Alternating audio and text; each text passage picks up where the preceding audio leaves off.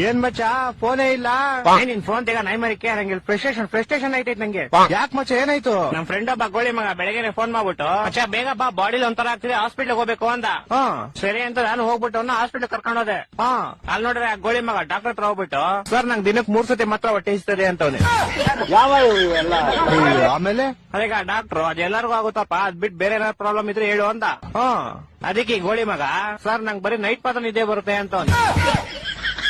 ಆ ಡಾಕ್ಟ್ರು ನನ್ ಮಗ ನೋಡ್ತಾವನೆ ಎಂತ ಗೋಳಿ ಮಂಗ ಕರ್ಕೊಂಡ್ ಬಂದಿದ್ಯಾ ಅಂತ. ಅಯ್ಯೋ ಮತ್ತೆ ಕರ್ಕೊಂಬಂದ್ಬಿಟ್ಟೆ ಶಿಷ್ಯನ ಹೆಂಗ ಆಚೆಗೆ. ಆಚೆ ಬಂದ್ಬಿಟ್ಟು ಶಿಷ್ಯ ಹಾಸ್ಪಿಟ್ಲ್ ಎಲ್ಲ ಫುಲ್ ನೋಡ್ಬಿಟ್ಟು ಮಚ್ಚ ಈ ಹಾಸ್ಪಿಟ್ಲ್ ನಂಗೆ ತುಂಬಾ ಸ್ಪೆಷಲ್ ಅಂದ. ಏನ್ ಸ್ಪೆಷಲ್ ಅಂದ್ರೆ ಮಜಾ ಈ ಹಾಸ್ಪಿಟಲ್ ಹುಟ್ಟಿದ್ದು ಅಂದ. ಅದ್ರಲ್ಲಿ ಸ್ಪೆಷಲ್ ಐತಂತೆ.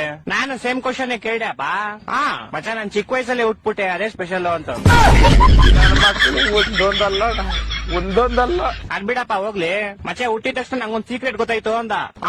ಏನ್ ಸೀಕ್ರೆಟ್ ಅಂದ್ರೆ ಮಚ್ಚ ಹುಟ್ಟಿದ ತಕ್ಷಣ ನೋಡ್ತೀನಿ ನೋಡಿದ್ರೆ ನಮ್ಮಮ್ಮ ಲೇಡೀಸು ನಮ್ಮಪ್ಪ ಜೆಂಟ್ಸು ಅಂತ. ಹೊಟ್ಟೆ ಎಷ್ಟು ಉರ್ಸ್ತಾವ್ರೋ ಆ ಪಕ್ಕ ನೋಡಿದ್ರೆ